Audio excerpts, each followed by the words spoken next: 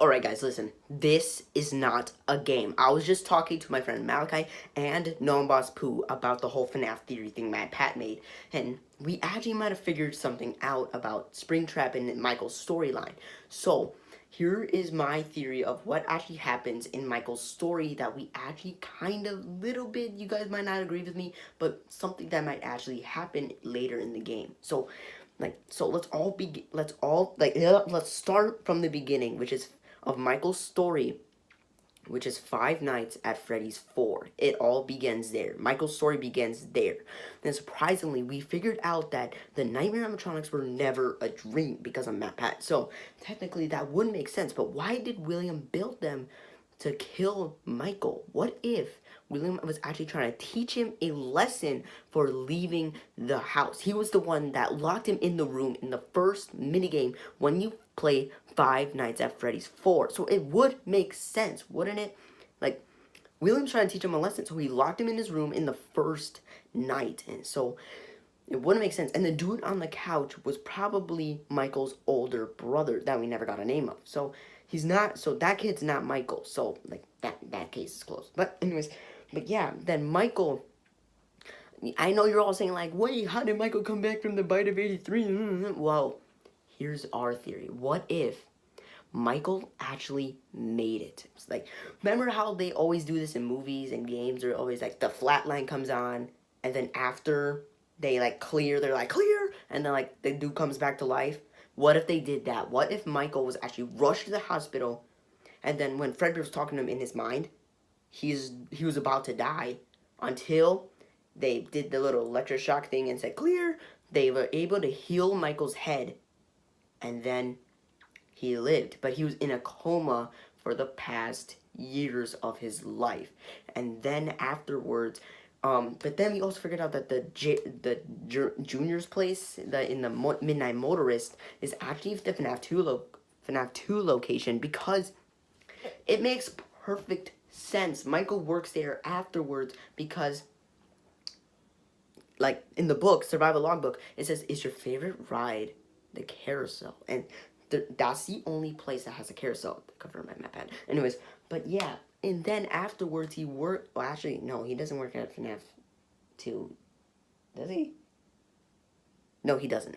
Sorry, it's like, scrap that FNAF 2 thing. But yeah, that comes after what I'm about to say. So FNAF 4 is right here, FNAF 2 is right here, but what's in the middle? Sister location. How is that even going to be possible? Well, I would say FNAF 2 actually, because like he could be like a freaking teenager or an adult, but I say sister location because it makes perfect sense. Because Michael went down there to free his sister, but then when you look in the FNAF 4 cameras, there's nobody there, and that Fredbear plushie is there. It would have been in the house somewhere.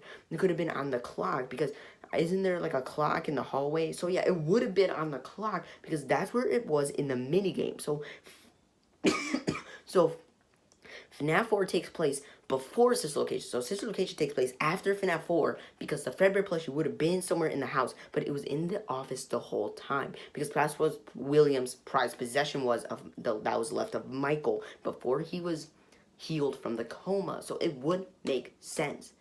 Then afterwards, he works at FNAF 2 because, like, the carousel thing. Then FNAF 1. Like, this was actually pretty confirmed, that Mike Schmidt thing, and, yeah, like, he experienced, yeah. And then FNAF 3 comes.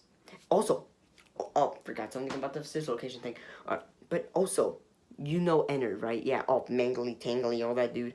What if Ennard was actually Springtrap's animatronic endoskeleton in the first place? This would actually make sense, because if you look in Spring Bonnie's eyes, like, his eyes are so green. They're just green. They look like salad.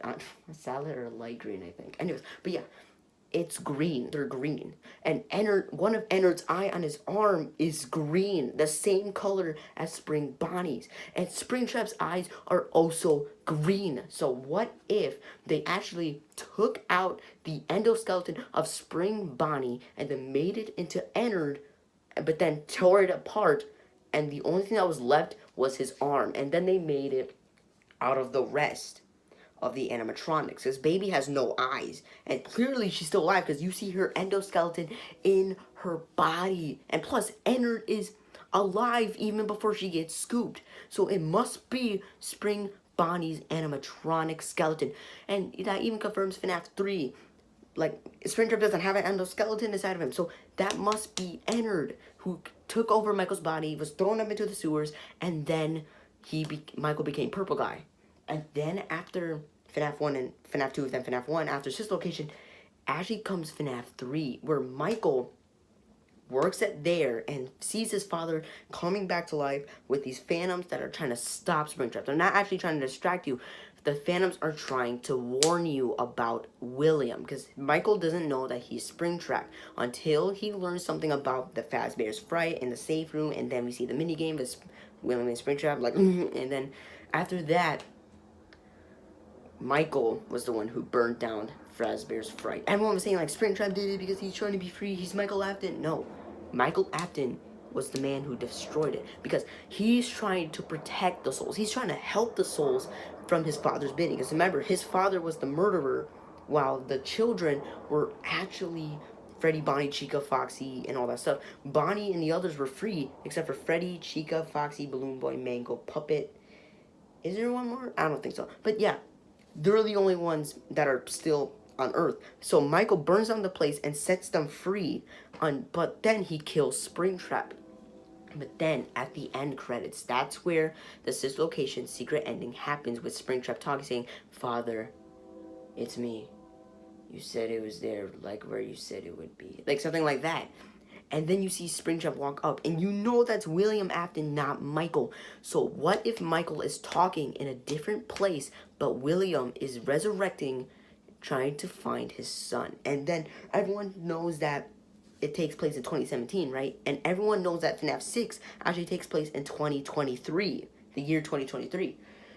Because it wouldn't make sense. It's like people are saying, like, it takes place a year after FNAF 3.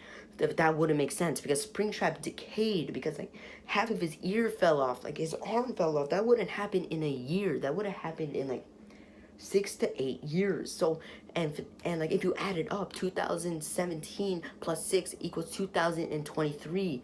So that would make sense that Springtrap decayed for 6 years until Michael found him at the back of the alleyway. And then Ennard put himself back together in the sewers and was able to find Front of Freddy's head and put it on him to make Molten Freddy. And then Scrap Baby, she was, I think, like, in the files, if you see the Sister Location files, she says, "Don't worry, I'll put myself back together." So she's putting herself back together, and she finds, like, a big old claw. And then what if she put that on her, but then over the last 6 years, she deactivated? And so yeah, they all activated because of one thing, and that man is Henry himself. What if Henry reactivated them? And, like, I know everyone's gonna say, like, Henry didn't do it. Yeah, but listen to me. Henry might be able to do it, because Henry, William, Elizabeth, and what's his name? Ennard should know who he is, because Ennard was Spring Bonnie's endoskeleton. Elizabeth was the daughter of William, so she should know who that is. And William is Henry's partner from Five Nights at Freddy's 4. They built Fredbear's Family Diner that almost killed Michael, but didn't. So they all reactivated because of Henry's voice. They all heard him, and they all reacted because they know who he was. But then at the end, like he said, sorry to interrupt you, Elizabeth. So he should know who the daughter of William is. So he knows who the daughter of William is. He knows who that endoskeleton is, and he knows who William is. And like he said in one of them, he said, like, for baby, he says, "Give up your spirits, it doesn't belong to you." That's Elizabeth. Like, he's saying, like, give up the spirit, it doesn't belong to you, it belongs to someone else. And then for Molten Freddy, he said, "I believe there's peace." So what if the souls of those animatronics were actually nice people that were murdered because of William, and then they were going to heaven? But then he said, like, and then for Springtrap, he said, "But one of you is going to, like, burn in hell," or something like that. And then he's like, "Go and keep the devil waiting." So he knows that's William, and he says an old friend. So that he knows that's William. And then at the end, Michael Afton burns alive. Everyone dies except for one person, and that person is Henry. Henry survives the whole story because he is the one who ended Michael's story. FNAF 4 began it all with William and Fredbear's Family Diner in the Bite of 83. Well, FNAF 6 ended it all with Henry burning everyone alive, including Michael, who was the one who was helping Henry get rid of his father and his bad doings of the past of 1983. So yeah, that's my theory of what actually happened. I know it sounds crazy and all. I know you are gonna disagree with me, but it would make sense if you actually think about it over time. Then it would make total sense. I'm gonna post this. It's actually like Monday right now, so I'm gonna post this tomorrow. So see you all Tuesday, because there's actually a vlog that's gonna be posted. So tell me if what you think actually happens, because I think that entered is Spring Bonnie's old endoskeleton. FNAF 4, the Nightmare animatronics were never a dream and surprised to teach Michael a lesson, and Henry was the one who reactivated everyone because everyone knew who he was. So, and that's what I believe the story is like. So the story actually goes FNAF 4, FNAF 6 location, FNAF 2, FNAF 1, FNAF 3, FNAF 6. So that's the complete order. So yes, this whole storyline mixes up into one big timeline. So that's all the information I have right now. So I hope you all enjoyed this video. Please subscribe, comment down below if you thought of this video. And I know this was probably a big mind blown for some of you. Like, I didn't expect this coming either, because I thought about it. I did some research just like Matt Pat did, and then we looked at the eye color of Ennard and Spring Bonnie, and they were both green. So yeah. And okay, I'm gonna end this video now before I keep monologuing. So hope you guys enjoyed this video. Please subscribe, comment down what you thought of this video, and what do you think actually happened with Michael's story. And yep, I'll see you guys in the next video. Bye.